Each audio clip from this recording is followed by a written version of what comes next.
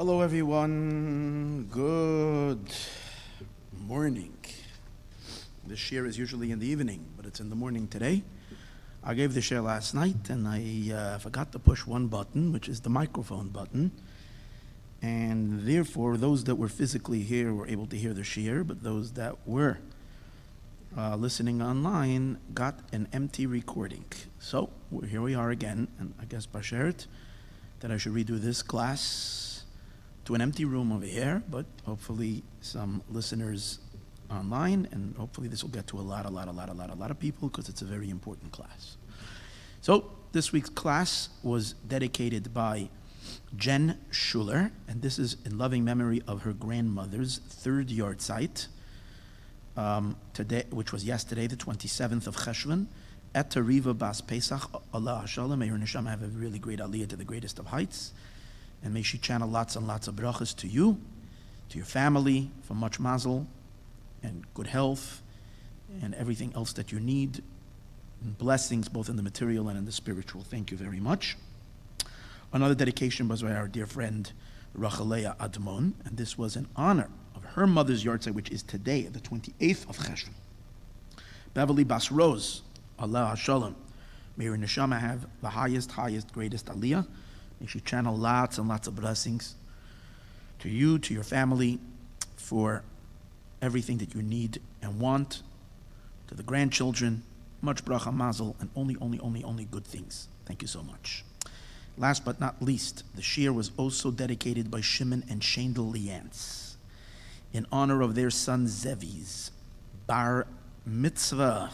That's a huge, big simcha. So the Zevi's bar mitzvah is going to be the Shabbos, and continuing on to Sunday. May Hashem bless him to grow, continue to grow. May you have lots of nachas from Zevi and from all your children. Much bracha, much mazel, and only good, and a lot of harchava and everything that you need and want. Thank you so much for these dedications. Okay, we're about to begin. This week is Parshas Toldos, and in the Parsha, the Torah tells us that, let me open up over here. We learn about the birth of the twins, Yaakov and Esau, and how they're very different. And Yaakov becomes the father of the Jewish people, and Esau becomes the father of a great nation of Edom, later becoming the source of the Western world. There is conflict, and the first confrontation, the two of them end up being not exactly the most loving brothers to each other. There is competition, and the first story, however, the Torah speaks about where there was a confrontation between Yaakov and Esau. It says that they were either 13 years old or 15 years old, and Yaakov was in the kitchen, even though generally he was not that often in the kitchen, but today he was in the kitchen because he was needed in the kitchen. His grandfather, the great tzaddik Avram Avinu, had passed away, and we needed someone to cook the mourner's dish. So Yaakov went and cooked a lentil dish, a lentil soup. So the pasuk says in pasuk Chavtes, Vayazed Yaakov nazid. Yaakov made a nazid, a dish of lentils. Vayave Esav min hasada, and Esav came from the field. Vahu oyef, and he was exhausted. So Esav is very hungry and he's tired, and he had a rough day. And he says to Yaakov, fill me up, stuff me with that soup. And Yaakov sees the moment, sees that Esau is vulnerable, and because he's so hungry. So Yaakov says to him, well, I'll do it, but I want something in return. And Esau says, what does he want in return? Yaakov says, no big deal. I want you to hand over to me the firstborn rights. And Esau, at that moment, wasn't too much. He wasn't living in the future, he was living in the here and the now. At this moment, he was extremely hungry and desperate for food. So he didn't make much out of the firstborn rights. He asked Yaakov, what is it all about? Yaakov said, not much. The firstborn is the one who works in the temple, and so on and so forth. And Esau said, so what does it entail doing work in the temple? And Yaakov explained to him how rough and tough it is. And you have to abide by strict rules, no drinking and so on and so forth. Esau felt that he says to Yaakov, like, I anyways won't survive with that rigidity, with that form of self-discipline. I can't do it. And therefore, go ahead. And the sale was completed. Yaakov fed him the red lentil soup, and that's why he's called Edom, redness. And Esau and Yaakov received the firstborn, which is a eternal blessing. Okay, that's the story.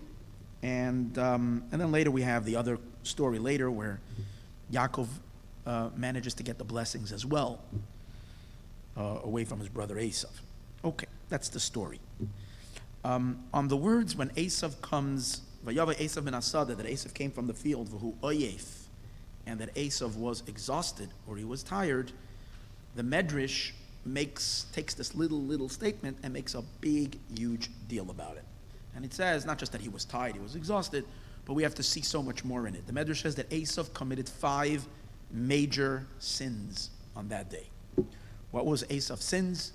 Number 1 was he had relationships with a married girl. Medrash says Naira Hamorasa, a girl who is to be married, or more accurately, a girl that was betrothed to someone. He actually raped her. Okay, so Esau raped a girl. Who? This is a girl who is, again, she's betrothed. See, today's days when we do a shidduch, there is no legal consequence really to it to say that the woman's status changes, that she's a married woman. She remains a single woman until she gets actually her wedding day, when she goes under the chuppah, she receives the ring, and we do the chuppah and the sheva brachas under the chuppah, and that's marriage. Back then, years ago, in the Talmudic times, and all before that, when one got engaged, it was usually followed up pretty close by with a betrothal ceremony, and where the chassan, the groom, would give the kala a ring, and thereby make her his wife. And legally, she is a completely married woman.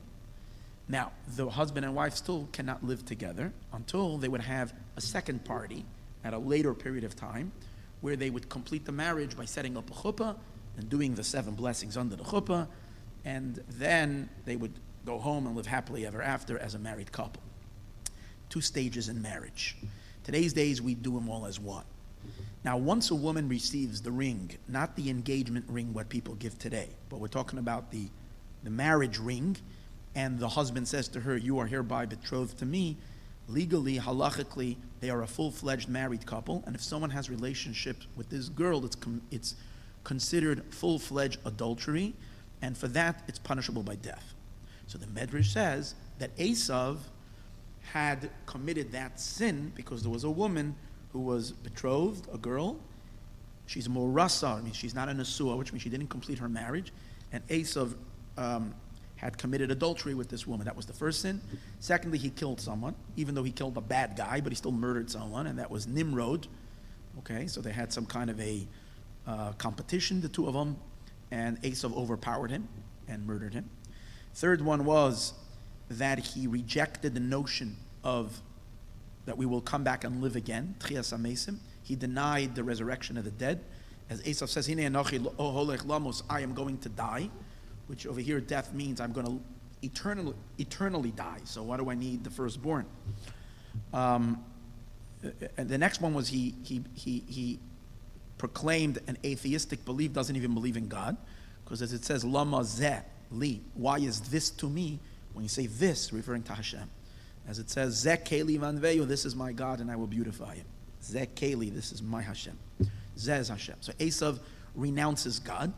And finally, he cheapened and made fun of the Bechorah, which is the priestlyhood. Bechorah at that time meant that you got to serve as a priest, as a Kohen, and he rejected that, made fun of it. These were the 5 sins that Esau did on that day. So this is what the Gemara, this is what is stated in Medrash, and it's also stated in the Talmud somewhere. Tosfos in Masechtas Sanhedrin, Daf Nun Zayin Amud Beis, asks a question. And a serious question on this. What's the question? The Gemara says that the whole concept of a girl being betrothed and being considered married is only a Jewish concept that began by the giving of the Torah. Meaning that marriage is not only a Jewish idea, it's not only a Jewish concept, marriage is universal. And we also know that one of the 7 Noahide laws is that there should be the sanctity of marriage, and that people should respect each other's marriages, and there is not allowed to be a person is not allowed to commit adultery. However, there is a different criteria when it comes to a married woman by a ben Noach, by someone who's not Jewish, and by a Jewish couple. By a Jewish couple, you're considered married as soon as you get the ring. That's considered married, and then the woman's status changes from being single to being a full-fledged married woman. Anybody that cohabits with this woman is considered having committed adultery. Not so with a ben Noach, with someone who's a Gentile, which by a Gentile the law is as follows. That we learn it out from 2 weeks ago in the Parsha. Hashem rebukes Avimelech for taking Sarah, and he says to her, why are you taking this woman? V'hu ba'ulas Baal. She has already been intimate. She's already been with her husband. So from those words we learn out, now what happens if she wasn't intimate with her husband, if she was just married and the husband never had intimate relationships with her? She's still married. So we learn out, no, for a non-Jew, just having a wedding night, if they do not consummate their marriage in being with each other intimately, then they're not considered married. It has to be, and only in that state are they considered completely married, and so that when someone but this woman would have an affair with someone, then they would be liable for being put to death for that commitment of adultery. So therefore, Tosfos asks the question, if that's the case, Esau, when it says Esau had relations with a married woman, and the Medrash says, the Gemara says, Naira ha-mu'urasa, since it says mu'urasa, which mu'urasa means only engaged, if she's only engaged, how is it possible, if she's only engaged, meaning, or she's betrothed, but she's not really fully married, why is Esau guilty for adultery? And there's no adultery. This is still pre the giving of the Torah. So what does the Gemara mean when the Gemara says, or the Medrash says, that Esau committed the 5 sins which he should be punished by death for them? So Tosfos answers, an interesting answer. Tosfos says, again, Tosfos is the great commentary on the Talmud. Tosfos answers, Esau is not liable by law for adultery. It only means, when it says that he did this sin, it's the words of Tosfos, it's a davar machuar. It's ugly. It's just a really disgusting thing that he did. Now, it's legally, you're right, she's not considered yet married. But since she's already on her way to be married, the fact that he did it shows on a complete disregard for the sanctity of marriage. So technically, we couldn't nail him on it. We couldn't punish him to death because, again, he can argue that she's not fully married by the laws of the Gentile. But still, it's a davar machur. That's what Tosfos says. The Tzemach Tzedek, the third Chabad Rebbe, in a mimer, in a discourse of this week, brings the Tosfos and says that he's not satisfied with Tosfos' answer because there must be something more to it. Just to say that it's a davar machur, it's not nice. There has to be something deeper. Therefore, the Tzemach Tzedek offers an explanation of his own, but it's very mystical and dealing in a more spiritual plane. He explains the sin of Esau, not necessarily, in general we have to know that whenever the Talmud discusses midrashic elements, which many of them are to be explained metaphorically, not necessarily in pshat, in the literal sense. When the Talmud is talking about halacha, which means practical observance, then it is forbidden to say that the Talmud is speaking in the spiritual. Then you can take all of Judaism and do away with it, say it's all spiritual concepts. There it means very, very, very much in the concrete.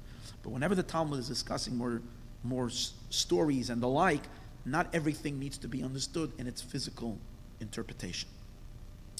So, therefore, what is the meaning when we say that Esau had relations with this with this married woman, means that Esau caused something extremely, extremely cosmically devastating.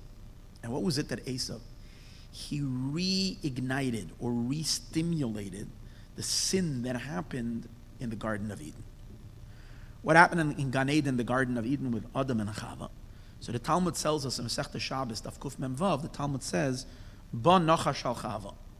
In addition to Chava, Eve, being seduced by the snake to eating from the tree of knowledge, the snake actually, this is the statement of the sages, that the snake had relations with Chava. Now again, this doesn't have to be understood physically. This has a deep mystical meaning. The Kabbalists in Hasidism and in Kabbalah, this is discussed greatly, that this is some kind of a spiritual aspect in which Chava's neshama, Chava's soul, was contaminated. That's the idea, that he had relations with her, means he polluted her. He contaminated her with his contamination, with his venom, with his darkness, with his evil. And the fact that there is Yetzer Hara, and this created, the Talmud says, the Hittel Beizahama, he put into Eve's heart, Chava's heart, she's the mother of all humanity, a certain evil, certain wickedness, Yetzer Hara, inclination, a filth, that got passed on to her husband, to Adam as well. Together, when they then parented their children, or had children, their children were already born with evil inclination, and so on and so forth, which is really some remnants of the snake. So this is the idea. Now, general, the concept of Ba Nocha Shal Chava. But when we're speaking about Chava, we have to realize that Chava means more than an individual person, Eve. Chava represents something of much, much, much greater significance. Chava is the first mother of humanity, so her neshama, she's the embodiment of what we call the Shekhinah. Adam and Chava, the first man and the first woman, represent a divine couple as well. From those in the earlier classes, all the time we're always talking about this concept that Hashem manifests himself. God himself has no definitions and no descriptions, and you can't, God forbid, ascribe to Hashem any kind of limiting, definitive things that limit and describe and so on and so forth. But yet, in Hashem's relationship with the world and Hashem's projection towards creation, he does assume certain personalities. And you see it in the Torah, which speaks about Hashem in various different forms. And also in Kabbalah, this is full of the idea that there is sphirot, there are attributes, and those attributes have certain personality that make them attributes, which relate, for instance, even with the fact that we refer to God as a king, we refer to God as a judge, we refer to Hashem as a father, we refer to Hashem as a mother sometimes, we refer to Hashem as all these various different metaphors that it is given by the prophets and the Torah and by the sages and the like. These are all, of course, not applicable to the essence of God, but they are applicable to the emanation of the way Hashem emanates towards the creation. And they're true. They're true, meaning that they're true descriptions. Now, what we always have to appreciate, especially before we start a class like this, is to understand that our understanding of these things is very, very, very minimal, and we shouldn't, God forbid, misinterpret it and coarsen it. Even after we understand it, we have to appreciate that whatever we said is to be undressed, meaning is to be removed from the physical appreciation that we have and understood on a very, very, very abstract and abstract of abstract and way abstraction. And we realize that our minds are not abstract enough to really be able to appreciate this truly as it is, but yet it gives us an idea of something like this that we can appreciate. So Adam and Chava Adam represents the masculine side of God, and Chava represents the feminine side of God. Sometimes referred to as HaKadosh Baruch Hu and Shechina. HaKadosh Baruch Hu is the masculine side of Hashem. Shechina is the feminine side of Hashem. Shechina is the side of God that is more connected to the creation. Shechina means shochein. It's the word of Hashem being shochein b'tachtonim. Hashem dwells within the world, which means the creative power of God that is directly interacting with the world, that's Shechina. Shechina is also sometimes associated with the power of speech. The speech, how does Hashem direct and influence and create and sustain, and all input from God into the creation, which is what is everything, is all coming from divine speech. Hashem created the world with speech, and he continuously sustains the world with speech, and he is constantly directing, and everything that's happening is coming from the words of Hashem, of how Hashem is speaking. So it's all from the Shechina, which is Malchus Peh, which is the idea of Malchus, which is the Shechina, which is the feminine side of God. That's the element of the indwelling of Hashem within the world. HaKadosh Baruch Hu represents God's manifesting himself on a more transcendental state, a more infinite state, beyond the creation, above the world, and so on. When we say Chava, that Chava had relations with the snake, what that means is, again, as much as we have to realize that we don't understand the concept, but what it means is that the snake raped the Shechina. Well, now what does that mean? That's a very frightening thing to say. But let's get a little bit of an understanding of what that means. You'll see and appreciate after today's class that this, that in its source, what this really means is something very, very, very edel, something very refined, but it's something that actually is applicable to each and every one of us at the time that we're in right now to appreciate and to, I'm not giving this class because I just want to share with you a Kabbalistic idea, but because this is a very, very important and crucial lesson to us very, very much in our times. So let's analyze this idea. Now, when we say that Chava, when we say that Esau had relations with this girl, who is the girl that we're talking about, that girl is the Shechina. And when it says that he had relations with this Naira Hamurasa, it means he re-evoked spiritually this idea that the snake, Banachash al-Chava, that the snake had some kind of a contaminating effect on the Shechina, on Chava. Tzaddikim, of course, bring tremendous blessing down to the world from HaKadosh Baruch Hu to the Shechina. Enhance the Shekhinah and bring beauty and light and godly thing and godliness and all the blessings. And the wicked draw down the negative and darkness into the Shekhinah, which obviously results in Golos HaShekhinah. So let's just on a simple level, on the simplest of levels, on the simplest of levels, the general idea of Banachash al Chava, that the snake had relations with Chava, is interpreted by the Kabbalists as the idea of what we generally know as Yanikas HaChitzainim.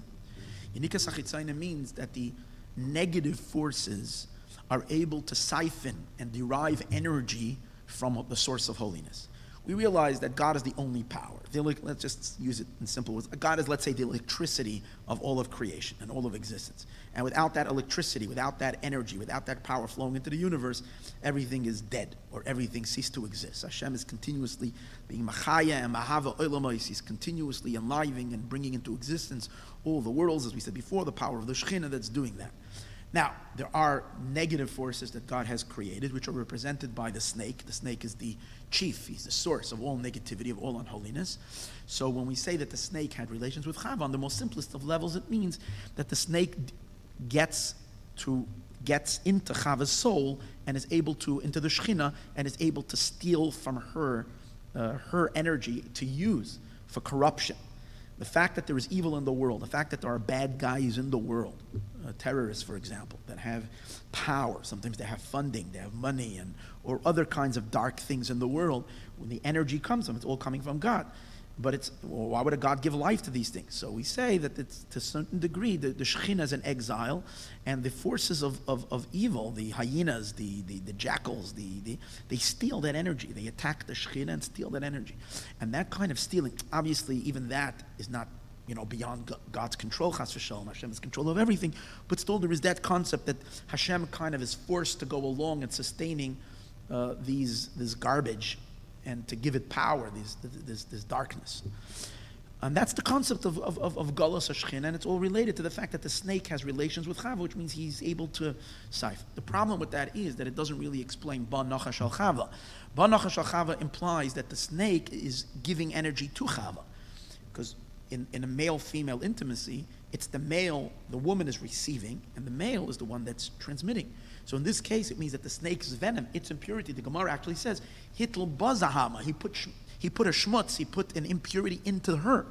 So we have to say that it can't only mean this concept of Yanikas HaChitzonim, that the Chitzonim are able to take energy from the Shechina to use it for their corrupted ways, but that there is some kind of a darkness that is put into the Shechina, and which causes, God forbid, some kind of it has devastating effects.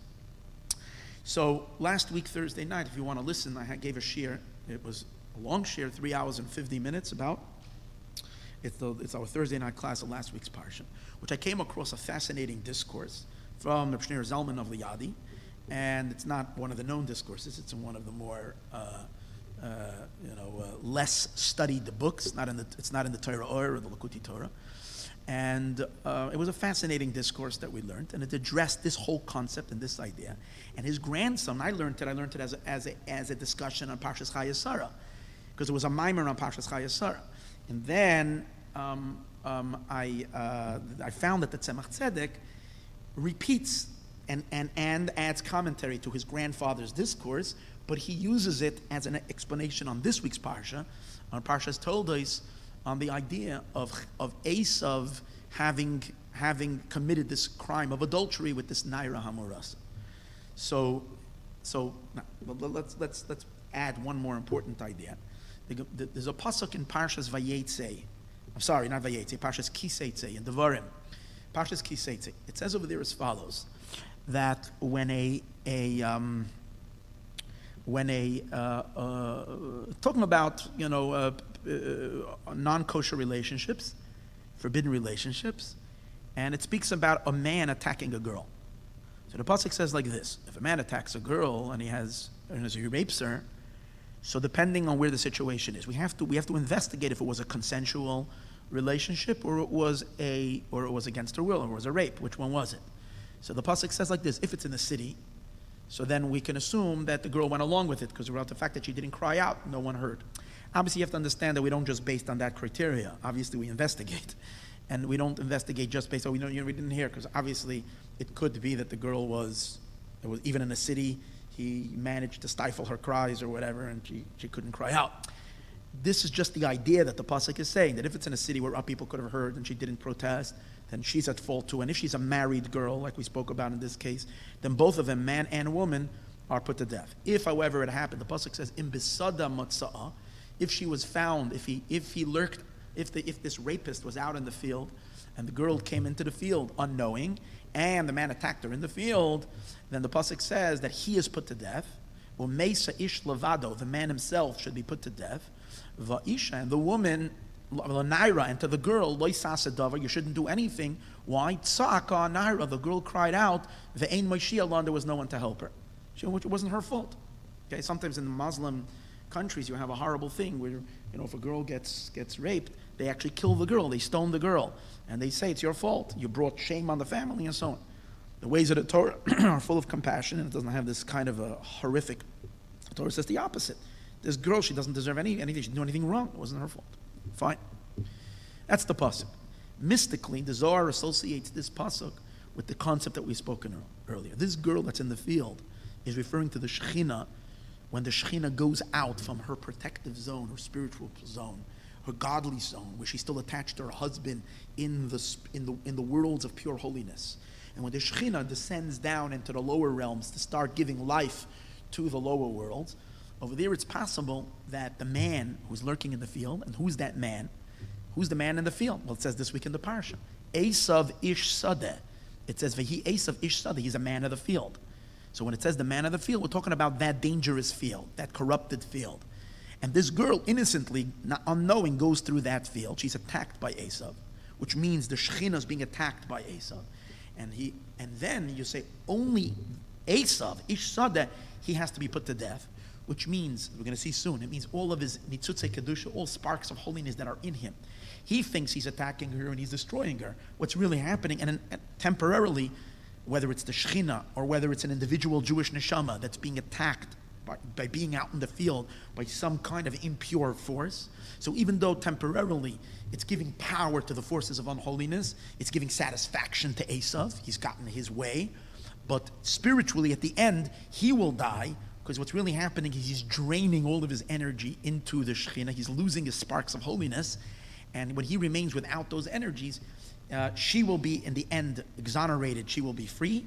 And in the end, we're talking about something that's going to happen after when Mashiach comes. And Esau and all forces of darkness, they will collapse because they've remained levado alone. There's no energy in them from holiness, and they're gone. Okay, it's a mystical concept. I'm just showing you that the Zohar is saying that that girl that's out in the field, that's being attacked by an Ish Sadeh, is related, again, which it says over here, that Esau attacks, rapes a girl. It's all related to the concept, as we mentioned earlier, of the snake having relations with Chava, and that spiritual meaning of it. So Esau is the one who evokes this idea in its spiritual content. So what does it mean? What does it mean? Or at least let's see a tiny, tiny, tiny bit what does this mean, and what's its powerful lesson for us today. And here is the idea. The Shekhinah runs the world, and as a king, Shekhinah, the name of the attribute that is associated with the feminine attribute, is the last of the 10 attributes. It's called Malchus, and the rulership of Malchus in the world is it says Melech b'mishpat yamoid oretz. When you think about a king, what is the main job of a king? The main job of a king and a ruler is to set rules and govern. The Mishnah says in Pirkei Avos that we have to thank the government. We should never reject the government, because if people would not have the fear of the government, people would swallow each other alive. So there has to be a government that sets rules and regulations. So that, especially when you think of a king, there's a certain awe and fear. A king could be a very loving king. You can love him very much. But the first notion is that over here, the approach to a king is with trepidation and fear, because he's the ultimate ruler. Okay? So Melech b'mishpat yamed oretz. Spiritually, it says that power, that Malchus, which is the power of God in the world, even though it is filled with two energies, Chesed and Gevura. On Rosh Hashanah davening, we say in Nasana Tokev, we say the Sikoin b'Chesed Kisecha. You should establish your throne with kindness. The throne of Hashem is his power of Malchus, is called the throne, because Malchus, or king, sits on a kisei. So you should establish it with Chesed. But still, it says, Kabbalistic idea, that the primary construction of Sfiras HaMalchus, which is the power that runs the world, is through the attribute of Gevura, might and power and discipline. As it says, we say it in Ashrei every day, 3 times a day. We say, what's the words? We say, Lo hidiah levnei adam gevurosav, to notify to man Hashem's power, uchvoid hadar malchusay, and the glory of Hashem's malchus. So you see that malchus is based on gevurosav, on the power of gevura. That gevura is the main energy that goes into the malchus. Melech b'mishpat yamed oretz. The king establishes the land with mishpat, with judgment. That's why the name associated with Malchus, one of the names of Hashem, each attribute is attributed another name. One of the names associated with the Shekhinah, with Malchus, is the name of Elokim. And we know that the name of Elokim is the name of Din, the name of judgment. Now, it says that there are 2 types of dinim, 2 types of judgments. One kind of judgment is very harsh judgment, and they're called gevurais kashais. They're called very difficult and harsh gevurais. There's another kind of a judgment that's called gevurais memutakim, sweetened gevura. Let's understand and appreciate what's the difference between the two.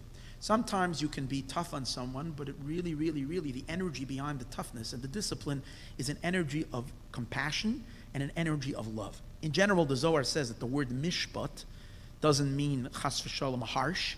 Mishpat, the Zohar says always, is iu rachamei. Mishpat is rachamim. How can it be rachamim, compassion, and at the same time be mishpat? And the answer is, it's a compassionate judgment. And you have that in our parent-child relationship all the time. As parents, we have to discipline our children. And at times, disciplining a child requires you to be tough. And in many ways, you can even, at least in the mind of the child, cause your child a lot of pain and a lot of anguish to the point that they're miserable. But you know that it's for the benefit of the child, and you're able to overcome your natural feeling of kindness and love and be able to withstand temporarily the misery of the child for the greater good.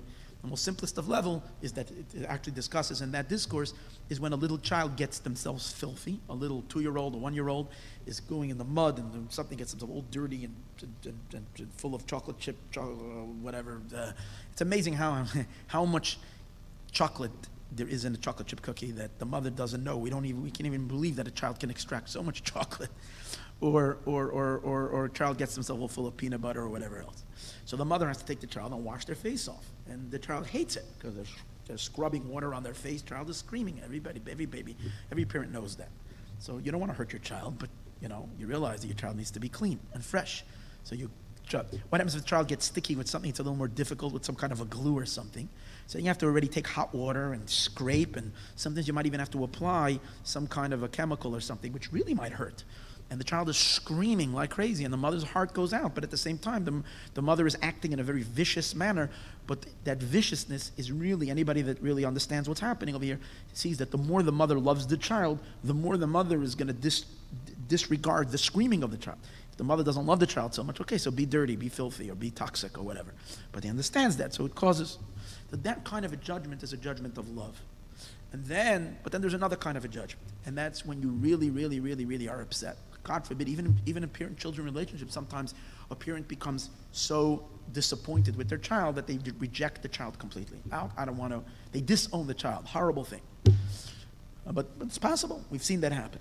That kind of a judgment, I kick you out of my house, and I don't want to have anything to do with you ever again, that's a full, complete rejection. That's called gevuras kashes. That's a gevura that doesn't have any chesed in it, doesn't have any kindness, it's just filled with wrath and anger. The way God runs the world is generally with a chesed that's compassionate. With a gevura that's compassionate. There is, however, something called gevuras kashes. And Kabbalists say an amazing thing.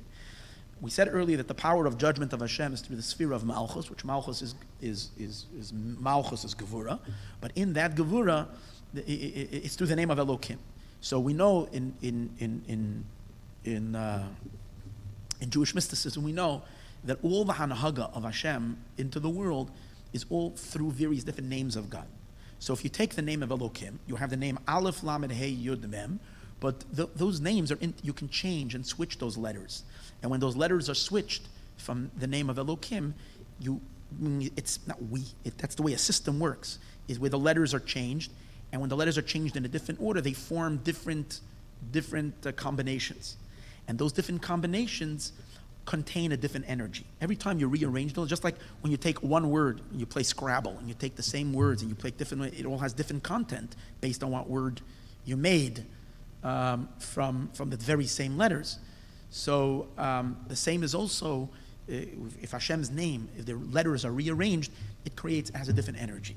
So from the 5 letters of the name of Elokim, it is possible to make 120 tzirufim, kuf ches tzirufim, 120 different permutations of that name, and each one changes the energy, tilts the energy of the name of Elokim, which in general, the name of Elokim is the name of Din, but it's a different kind of judgment. So it says like this: the first 72 combinations of the name Elokim is judgment that is permeated and filled with kindness. Why 72? Because 72 is the gematria of Chesed. Chesed, Samach Dalet is 64, plus another 8 is 72.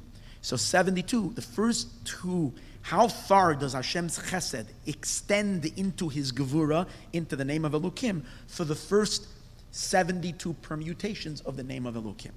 Then there is the last 48, what's left over to 120? 48. So the last 48 tzirufim of the name Elokim is where we encounter already God's wrath and extreme judgment, and it's gematria cham.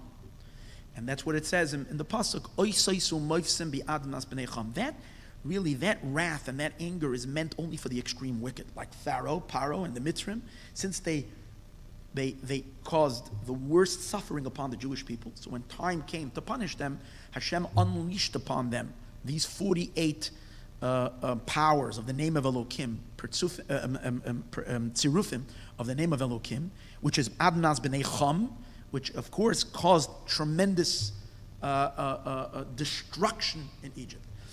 It also, in addition to that, it says that the very forces, since there are certain extreme negative forces within creation that exist, spiritual forces, demonic forces, satanic forces that exist, they derive energy and power from these 48 tzirufim of the name of Elokim, and they use that wrath of God, like we know Bilam. One of the things that Bilam did to curse the Jew, to be able to have power, to chas v'shalom, execute, is he waited for the minute that that God would get angry. So what does that mean? He was able to tap into those energy flows, to the wrath, which are related to those 48 terufim of the name of Elohim, and he was able to ride that wave and direct that energy. So there are forces that enjoy simply bringing stuff. Sometimes, we see something happens in the world that's just so horrific and so terrible, and of course we know that there's nothing in the world that happens just, that God forbid Hashem got mad and he lost himself and he did something. That never happens. But it's the executors, the one that are actually doing it, are doing it with a wrath and with an anger of complete destruction. And they're deriving their energy and that power from the last 48 combinations and permutations of the name of Elohim. Now, okay, so once we have this idea, there's Elohim, the 72 tzerufim of the name of Elohim, which are full of kindness, which, by the way, the number 72 is interesting. The Jewish court, which represents also the Beis Din down here, is a reflection of the Beis Din above. Our Supreme Court is a Supreme Court of 70, plus there is the Nasi on the top of them, so there is 71. And the number 71, it leads up into the number of 72, which means that our court system of Judaism, of Din, according to the Jewish system of law, is a system of chesed, rachamim diga law. It's not chas v'shalom, vicious law of wrath and punishment for the sake of punishment and destruction. Okay. Now, Malchus, as mentioned earlier, is female. So female means makabel, means recipient. That means it doesn't have anything on its own compared to the moon a lot of times. We look up in the sky, we see the sun and the moon. What's the moon? The moon is a recipient. The sun is a mashpia. The moon is a recipient. The moon receives the energy flow from the sun. So Malchus doesn't have anything of its own. Translate that into, if we say that Malchus means God's speech, speech is just expression. It's expressing something. It has to have something to express. So what does speech usually express? An emotion, a feeling. If you have a feeling, that feeling flows into your speech, and the speech just conveys what your emotion is. You're in a relationship with someone. Sometimes you have a conversation full of love. That's because you're inside feeling, you're feeling tremendous love for your spouse. And therefore you wake up, you say something beautiful and nice. Sometimes, God forbid, a person is very upset and very angry. So then that's the emotion of gevura. And that gevura will flow into the speech, and the speech will be harsh words, unless hopefully they control themselves and don't say it, and so whatever. So that's the idea that the dibur Malchus receives from something higher. So if in Malchus there is these two types of judgment, means that in the mashpia, in the emotional range, in God's emotions, so to speak, in the cosmic emotions, in Hashem's emotions, there also has to be these two types of gevura, because Hashem, the emotional, the masculine attributes of Chesed, Gevurah, Teferes, Netzach, Hod, Yesod. These are the 6 emotions of God which feed into Malchus and give the energy into Malchus. So generally, as we said earlier, Malchus derives a lot of her main construction is from the attribute of Gevurah. Melech b'mishpat, the king is receiving a lot of mishpat and Gevurah and judgment. But in that judgment, there's 2 types of judgment. That means when the Eibishter, when Hashem's emotionally looks at the world, and he's generally pleased with the creation, and he's pleased with the way we're serving him, and so on and so forth, but he feels that we can do better. He feels that we're not giving it all that we've got, or someone or an individual can do better. So then Hashem might issue forth some kind of a judgment towards that individual, and some things, times, and the person might encounter certain difficulties, certain things they might feel a squeeze. But over there, Hashem, God forbid, is not chas v'sholem intending, God forbid, to hurt the person. He's conveying a message that I want you to do a little better. You can do a little better performance and the like. So that's called a chesediga gevura. Then chas v'sholem, there is a time when the king is so upset at one of its servants that he figures that he wants to fire that guy off. He wants to give him the pink slip, gegangen, out. So that kind of a thing is already gevuras kashas. And when there is gevuras kashas flowing into malchus again, and that will cause that the malchus, which is the speech, will issue a very, very harsh decree, which later will be picked up by these creatures that are receiving the energy from the 48 tzirufim of Name Elokim that are harsh, and execute extreme, intense judgment, which God forbid should never be. Okay?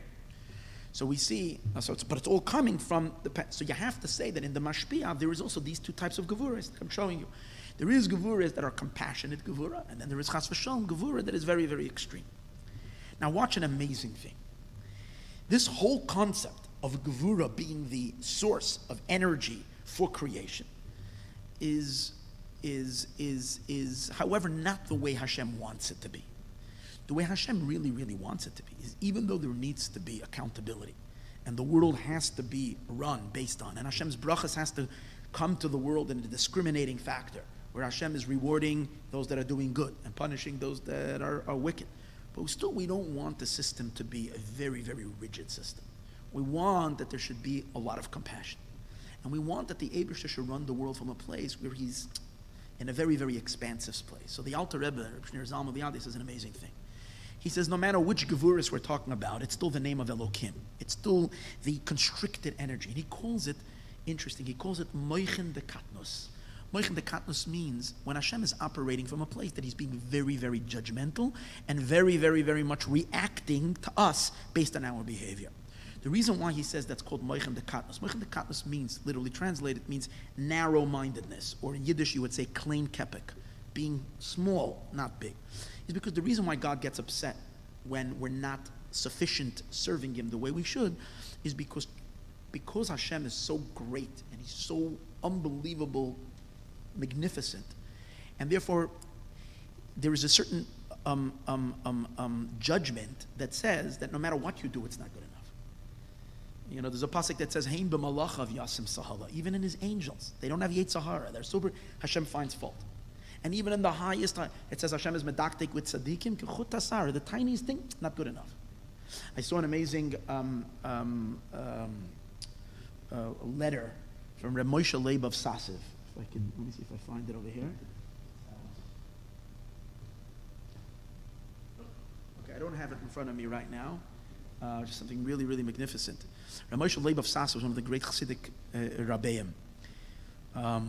And he writes a letter where he's, I think, chastising some community, or I think a rabbi, so I don't know what. But you see the tremendous humility. He feels so uncomfortable being on the administering a rebuke. He's an unbelievable anav, a very, very humble person. So he writes to him, who am I to even open my mouth? Who am I to say something when I anger God every day? That's what he says, when I anger God. He says, if not for anything else, that I make 100 blessings every day, because you're supposed to make 100 blessings, but I don't do it with the awe and respect and tremble that I should in front of Hashem. So I cause anger from God every day from the blessings that I do.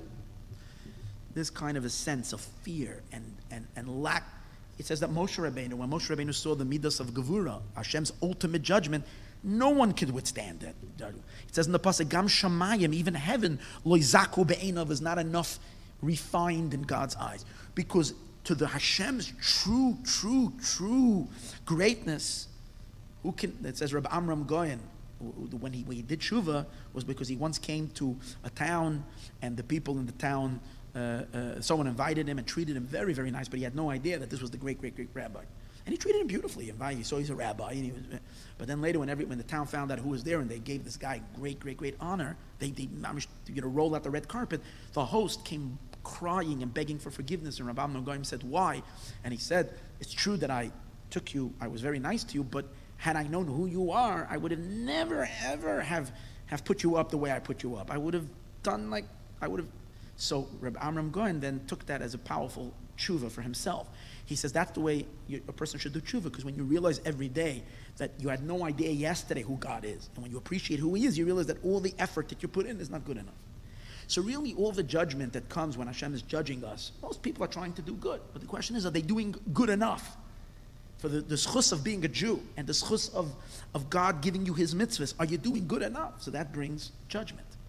So the Alter Rebbe says, but hear this, he says that's katnus amoichen on God's part. That's called constricted mind, small-mindedness. Because the true greatness of Hashem, everybody is meaningless. All of existence is nothing. It has no value at all, meaning Hashem is infinitely beyond it. The Zohar says, Kula kamei kalachshiv, all in front of Hashem is like nothing mamish. From that level, why should he care? Why should he get personally offended because you you did something and you did not really appreciate that you're doing this in front of God, when the whole service is really meaningless from Hashem's true greatness. So I'll give a little example. There's a person. He's a big CEO of a Fortune 500 company, and they're having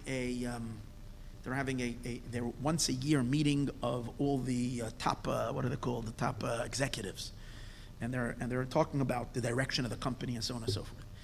Now, usually his cell phone, and it's a cell, but for his own family, he leaves that if it's an emergency, they can reach him. Gets a phone call, and his little son calls him up, and he starts complaining that his sister is bothering him, and she's messing up his Legos. So the father says, Shefala, my dear, please leave me alone, and we'll talk about it, we'll deal with it another time, I'm busy now. And he hangs up the phone, okay? Couldn't kill us about the Legos and all that, right? Right now, there's bigger things to take care of. It's not an emergency, God forbid, they didn't run to the hospital or something. Fine. Very same dad comes home at night and has dinner, and then he sits down, he wants to play with his kids. Plays with his kids, he gets down on the floor, and he starts playing with the little train set with his little 4-year-old son. He's playing with the train set, but his daughter got a temper tantrum for whatever reason. She comes running into the room and she smashes what they built. They built bridges. And now the father gets so angry at his daughter. And why does he got so angry? Because she messed up his train set. And it's not just because she's misbehaving, because he really is bothered because the train set suddenly, the father put himself into it. Now, is a train set really, is this train tracks, is it really meaningful to a person who's the head of a CEO of such a big, depends when. Right now, he shrunk himself into the little play world of his little child. He shrunk his mind and his emotions to being miniature, to being small. And now this world of Legos or world of train tracks is truly important to him, and it really has influence in him. But when he puts on his necktie and he goes back to his company and he enters into that exalted, we might say, more expansive world, then it's truly meaningless to him. See the difference? So this is what the Alter Rebbe is saying, is when Hashem is truly himself, but he's beyond this whole world. And therefore, doesn't mean that he's not mashpia to the world. He's mashpia to the world. But he's not so exact. He's not so judgmental. The expectations are not... He sees the bigger plan. He says, even if the world right now is not doing everything so perfect, eventually, you see the bigger picture. Tomorrow they'll do better. They're trying. There is improvement, and so on and so forth. He says, that's Moichen de Gadlus. That level of Moichen de Gadlus, that's the name of Yud Kei Vav Kei. Yud Kei Vav Kei is Hoya Hoy V'Viyeh. Hoya Hoy V'Viyeh means past, present, and future. It's the tetragrammaton God as he truly is in a transcendental place. And when he's in that transcendental place, the matters of the world don't impact him so much, and therefore what flows from that level is generally powerful kindness and goodness. Now, what I do have to say is that we don't want that this place where we say that God is unfazed and unmoved by what happens down here could be a very dangerous place as well. The reason why it can be a very dangerous place is because if there is no checks and balances, if everything goes, then the wicked can also receive, because over here there's no discrimination. So in many places, in many classes that I've given before, and in many Chassidic discourses, it is discussed that you want to have this place open, but you want it to be shielded and protected to a certain degree. Can't leave it totally open-ended, because or else it's going to be, God forbid, a flow to the forces of the unholy. So again, let's understand where the forces of darkness can receive vitality and energy from. They can receive vitality and energy from two places. From the bottom, where God is the most constricted, and where, for example, he's all worked up, and the Shekhinah is worked up, and there's wrath. So to speak, I don't want to say that, but let's say, I'm just using that, and please don't take this literally. When we say that Hashem is like frustrated, and there is an anger, there is a wrath that's coming out, that's when the klipas, these powers that love destruction, grab onto that energy from that real katnostic state, and that empowers them. So we don't want Hashem to be in that very, very dark, and we don't want him to be very, very low and close to the creation, so low that he gets impacted, and therefore very, very, very rallied up by them. But on the other hand, you don't want a complete aloofness and complete detachment, because if there's complete detachment, then the klipa can also rise to that place. That's why you say Haman made a thing very, very high up. You made the gallows very high. That's why the Der Haflaga went and they made a building very high. It's all because they wanted to derive energy from that transcendental place where there is no discrimination. So both these places are dangerous. And what we really need to want to bring Hashem is kind of to a place in the middle, where the creation is meaningful to him, and therefore he does care about the value and the good in the world and reject the evil in the world, but not on a level where it is where he's looking so scrutinally on every little detail and reacting to it. We want there should be the expansiveness. And it says that through Torah and mitzvahs, we draw the Eibishter's expansive mind, his moichen de gadlos down. That's why it says in the pasuk, Kol orchos, the mitzvahs are called orchos havaya. They're the orchos of the Yud Kei Vav Kei. They are the channels. These are the ways through which we draw down the Yud Kei Vav Kei energy. And what does it say? We say it every Friday night. We say Lifnei Hashem kiva lishpoi ta'aretz. So you see, we're talking about mishpat. Isn't mishpat always associated with the name of Elokim? No, that's the beauty of Friday night. Friday night, it's Shabbos on the world. When it comes Shabbos on the world, God rises to a higher place. And even though Hashem is judging the world, it's mishpat, but it's lifnei havaya kiva, because it's the Yud Kei Vav Kei that's coming to judge. We want the judgment to come from a more moichen de gadlos, from an expansive place, not rigid, not tit for tat kind of a place. Lifnei Hashem kiva. That's the point. Is because usually that's why the pasuk says kiva. He's coming, because generally he's not the judge. He's higher than the affairs of the world. We want that lifnei havaya kiva coming down 2 times. It's explained in the Chassidus why 2 times it has to drop, because he's so high, that level of havaya, to come down lishpai to aris, to judge the world, and then the world is judged with a lot of kindness, and everybody's given the benefit of the doubt, and there's a far more bracha and goodness and love and wonderful thing, and that's what we want.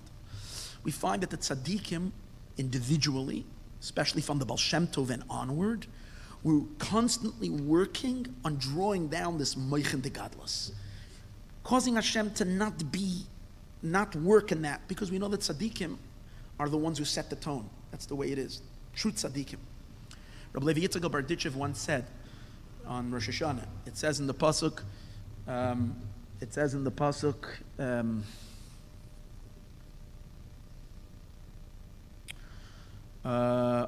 Rosh Hashanah davening. It says, "V'sikain v'hukain b'chesed kisacha." You should prepare your throne with chesed. V'seishev olav be'emes. You're going to sit on it truthfully. So, what is the meaning? You should establish it with kindness, and you will sit on your throne truthfully. So, Rabbi Yitzchak of Berditchev said like this to God, the ultimate defender of the Jewish people. He said, "If v'hikain b'chesed kisacha, if you're going to set your throne with kindness." Which in the deeper meaning means you're going to be emanating from this more moichem de gadlos place, kindness, goodness.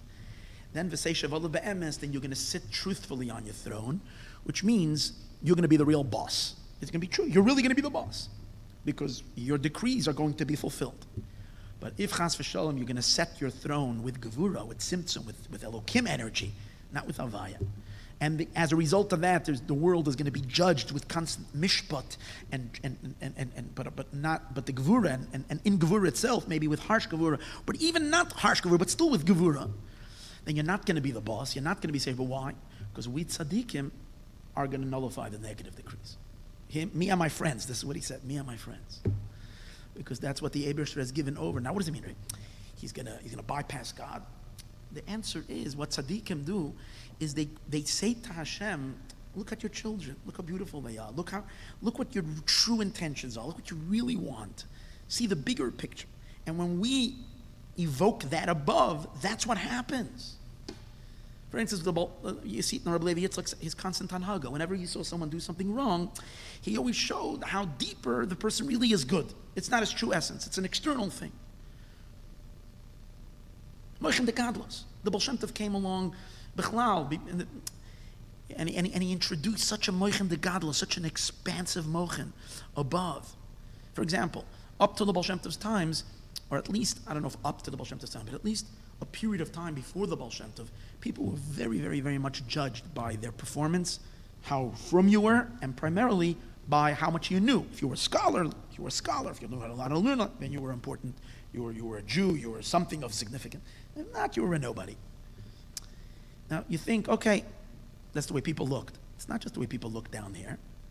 When we look down here and judge people that way, it causes above that to also be seen that way, especially when it's the leaders of the Jewish people, the rabbis, have that vision. It creates that attitude in all of existence. Because Hashem tzilcha, Hashem. So when we're judging and we're looking at things with a very constricted view, with the smallness, that causes above also smallness. Came the Baal Shem Tov, and the Baal Shem Tov reveals an unbelievable thing.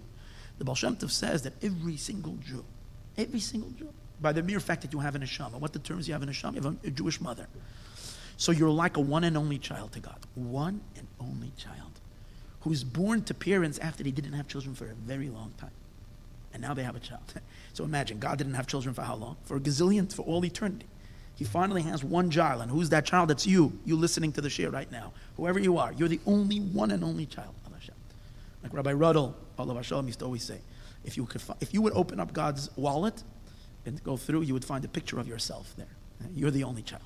Every Jew, one and only child.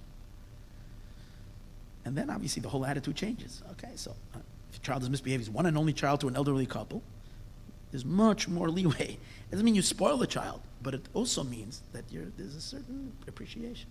So the Baal Shem Tov taught us to look at another Jew that way. He's the one and only child of God. How can you reject this person? How can you measure based on this or based on that? Realize who this is and realize how deep this person's neshama is and how much they want to, even if you don't see it on the outside, how much they would love to learn, how much they would love to daven.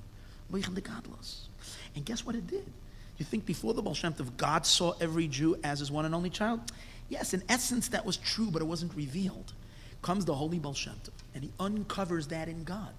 He reveals that in Hashem, that Hashem too starts looking at the Jewish people from that place. And therefore he's mamshich moichen de gadlos, broadness, openness. And he causes God's attitude towards the world to be full of chesed and kindness. That's why we need the tzaddikim to constantly look that way and see that way. Take a look at the Lubavitcher Rebbe, how he changed the whole approach to Jews. He removed completely this whole notion from Jews, which was such the from and non-from in it. The Rebbe said all Jews are Jews. We all struggle. We're all trying to do another mitzvah better. So when you reach out to a Jew, and you're so from, you don't speak Lashon Hara, you don't have negative thoughts, you're also not so from. I don't do that sin, but you have other sins that God forbid you do. And the other guy is struggling wherever they're struggling. That's why a much better word than from is observant. We're all trying to be more observant. And every Jew, even if they're not observant yet, we try to have them observe one more mitzvah. And we bring them close. And if we can't get them to observe anything, the mere fact that they're Jewish is already a holiness and a godly presence in the world. Especially if they're able to identify that they're a Jew in a world which has so much animosity against the Jewish people. That too is so precious and so godly and so unbelievable.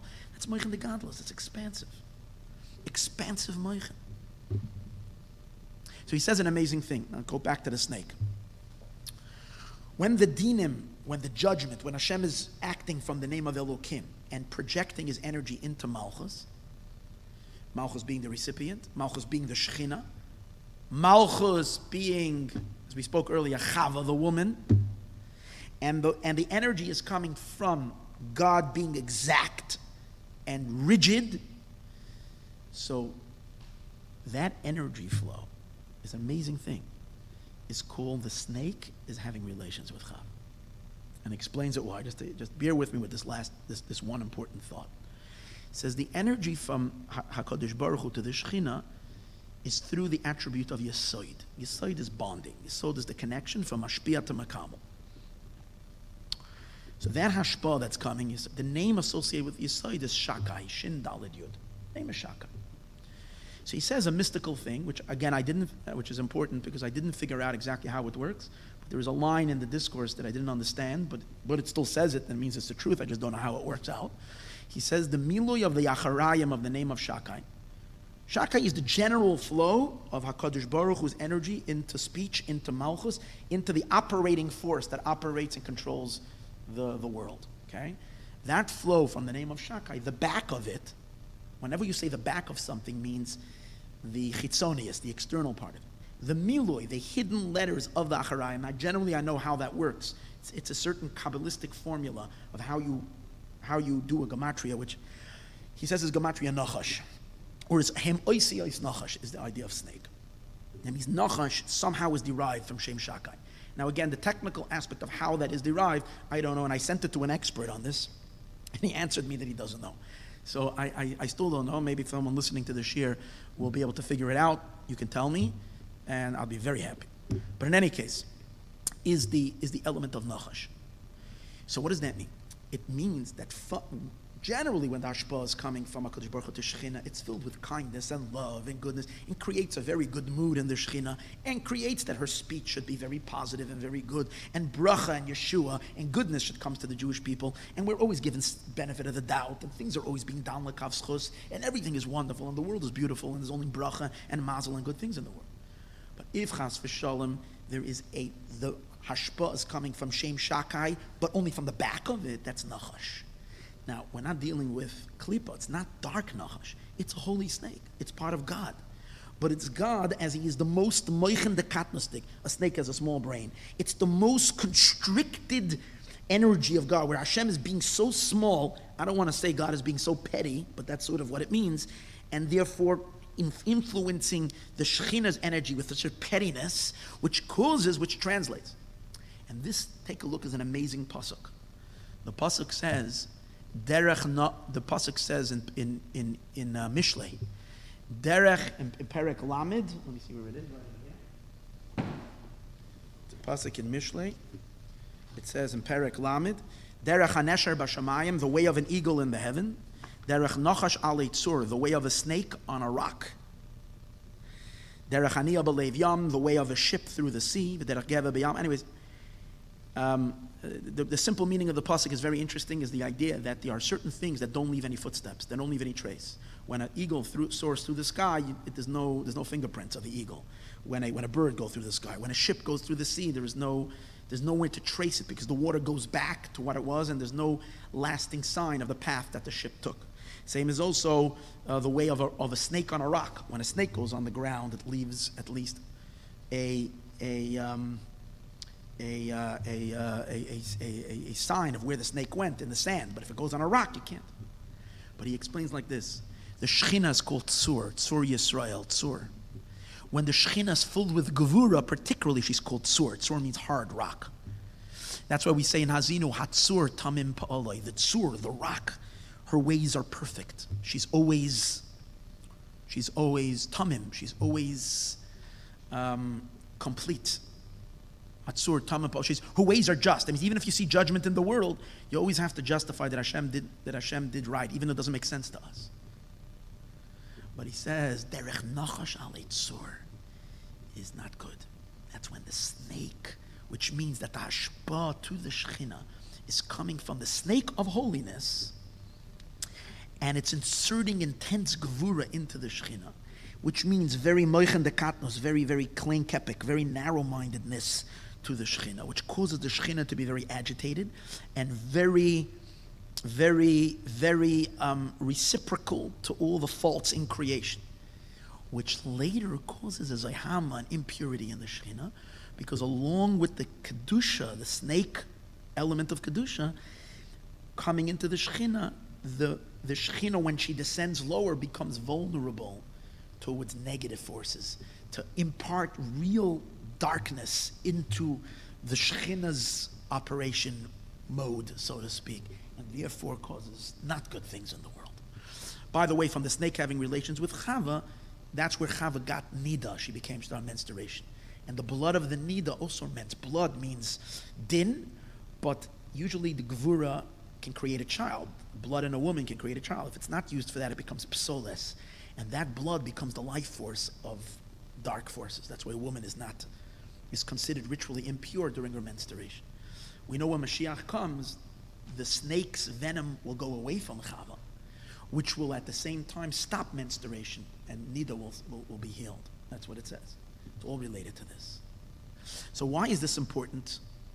And why is this so?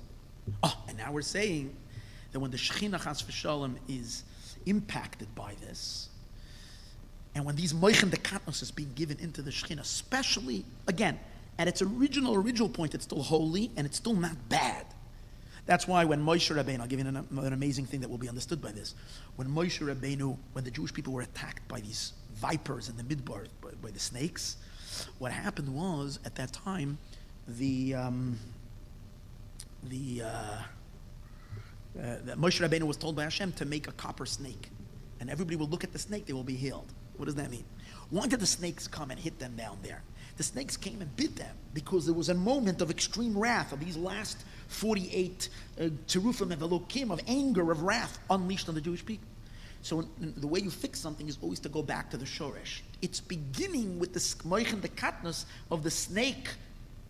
And that's why Moshe puts up a snake, that they should look at the snake, and that's the shoresh. But over there, when you're looking at that, you're alive. Because over there, as constricted as it is, it's not death. It's still connected to Hashem, and that's where it brought healing. But as it travels further down into the creation, it becomes very, very, very negative and very bad and very harmful and toxic. It becomes the venom of the snake. Esau, through his actions, is inviting and causing this katnos hamochin, raping, as we spoke earlier, the Shekhinah. He attacks the Shekhinah and imbues this kind of negativity in her. And it says, ultimately, it says, don't do anything to her, it's not her fault. Translate that into our life. We're all beautiful neshamas, we're all beautiful souls, we're all parts of the Shekhinah. We have to be very, very careful not to be raped by Esau and not to allow, God forbid, that we should be the ones, chas v'shalom, causing a banacha shel chava. And let me explain what that means in practical terms. What it means in practical terms is, I'll give you a little example. Last week, a week and a half ago, there was a horrible massacre in Pittsburgh. And a lot of people, and 11 beautiful Jews, who did nothing wrong other than coming to shul to daven. And they died al Kiddush Hashem because they were Jews. And obviously it hurt, it broke the heart of every sensitive Jew in the world. Everybody. Suddenly, you start hearing people, which sadly, because of a lack of moichin de gadlos, because of a constricted way of seeing things, start saying, well, it's not a frum shul. It's not an orthodox shul. It's a conservative shul. So therefore, it's not even a shul. Or they even call it a shul. Okay, it's not a shul, which might be true. It's maybe better to call it a temple than a shul. Shul is a place that is operating according to halacha. That's not according to halacha. But the Jews that are going there are not real. They're Jews, but and especially after those that say, again, yesterday I saw that the story could be that the whole thing is not even true. It was all a fake thing. But good, I don't know yet. We'll still figure that out. But at the same time, there was a bris, and the bris that was happening was a bris from a gay couple that adopted a child. And therefore, because it's gay, so now, for sure, these Jews are involved in Sodom and Amorah. It's an amazing thing. If you listened to my share last week, I opened up the share, and this was my natural feeling. I opened up the share. I said that the massacre happened on, everything's always connected to the parsha. It happened on Shabbos. Shabbos is Shabbos Parshas Ve'era. And we know every day of the week is connected to another reading. So it happened on Shabbos. The last reading of Parshas not Ve'era, Vayera, the last reading is the story of the Akedah. So I was saying, take a look at this, the amazing, painful thing, but that there is an Akedas Yitzchak, the first Jew who stretched his neck out and died al Kiddush Hashem. And that has become, sadly, the story of the Jewish people, that are Jews, the biggest heroes who die al Kiddush Hashem, the most precious neshamas. And these beautiful 8 Jews, they take the place and continue Akedas Yitzchak. Akedas Yitzchak. Even though they didn't volunteer to die. Rav Moshe Weinberg says something really, really beautiful. Rav Moshe Weinberg from Five Towns. There's a little clip talking about exactly what I'm talking about right now, this idea. And he says that the Piasetzner Rebbe said an amazing thing. He says that Yitzchak had the intention, the highest love and burning desire to die al Kiddush Hashem. He went up on the Akedah, but he was lacking the Maisa, he was lacking the action. The Piasetzner Rebbe was writing this during the Warsaw uprising when he was in the ghetto of Warsaw, and he was with Jews who were not religious and Jews that were very, very far from religion. And the Piasetzner Rebbe was saying that those people that are dying in his time, even if they don't want to die as Jews, even if it wasn't necessarily their wish, But they're completing Yitzchak's Akedah because Yitzchak had the intention without the action. And the people now are having the action even if there's no intention, but it's still their Kedoshim, they're holy Jews, they died al Kiddush Hashem. But sadly, there are rabbis and there are people that go and make statements and speak, God forbid, that God is angry. And they said like this. So I'm talking about Akedas Yitzchak, and they're pointing to the very same, they also get inspiration from the same parsha. And they say, which parsha is it? Sodom Valmorah, and that's why God's anger and his wrath and he's punishing and so on and so forth. I'm not arguing. I'm sure they can find me different proofs from the Talmud and from places where it says that for this punishment comes, and for that punishment comes, and all kinds of things. But Yidden, be careful. Don't you understand? God forbid, don't we see? That's Moichin de Katnos, that's constricted Moichin. And when we cause that, we cause the Shechina to cry out in pain that she's being raped. She too is being given this harshness. Why cause the Eibishter? Why cause God to have to act? Because we see it. And that's, the truth is, it's not the fault of these rabbis too. They're also sadly being, all this harshness doesn't even come from Judaism. It comes from Christianity. It comes from Esau, Ishadam, the murderous Esau.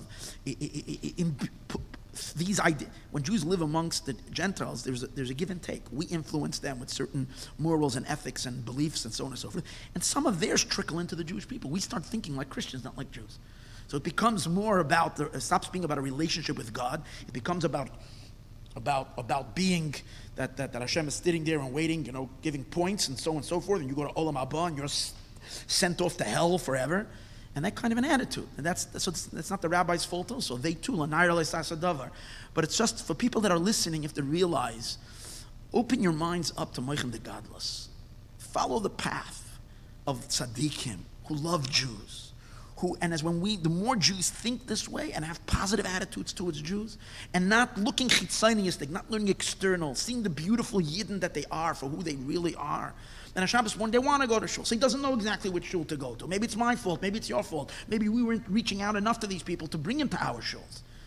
So what kind of, but to go and arrogantly state that they deserve to die and we shouldn't say Tehillim for them and all kinds of horrible things, that's Moichin de Katnos. We have to be very, very careful. God forbid never, ever, ever to do that. So Hashem showed us something really amazing, and with this I conclude. This whole darkness, this whole condemnation, and again, it's all related with the time of Galus. In the time of Galus, the Shekhinah, it's all connected to the snake, to Esau. We're in Galus Edom now. When the end of days, when the Geula comes, when Mashiach comes, it's all going to end. The Eibishter, so to speak, is going back into Moichin de Gadlos. The Shekhinah will be filled with that kind of broadness and that kind of higher, compassionate energy. So an amazing thing happened that I felt was so amazing, because I taught this class on Thursday night, and then Friday, someone sends me a text, a WhatsApp.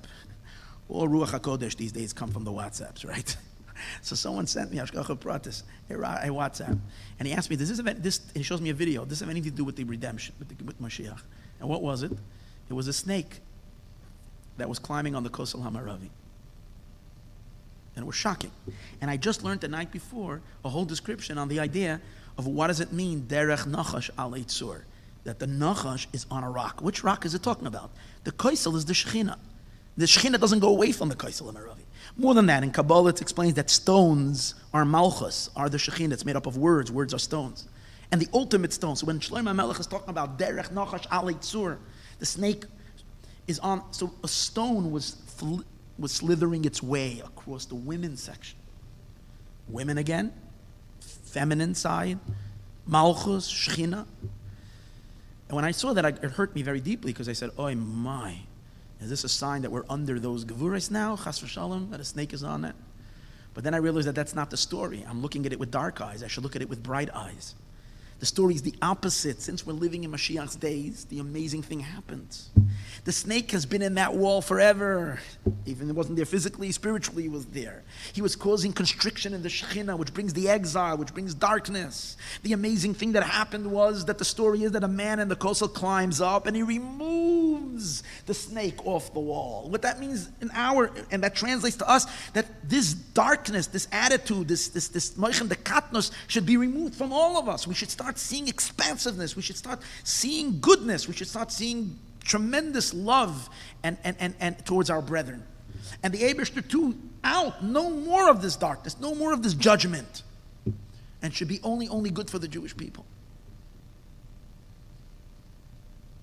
Chava should be healed from her contamination by the snake. Sadly, not to justify anything, chas v'shalom, chas v'shalom, chas v'shalom, the amount of people that died last week in a horrific way, 11 killed in the United States. For those who want to argue it's only because non-religious were killed, well, there was 8 Jews who were religious.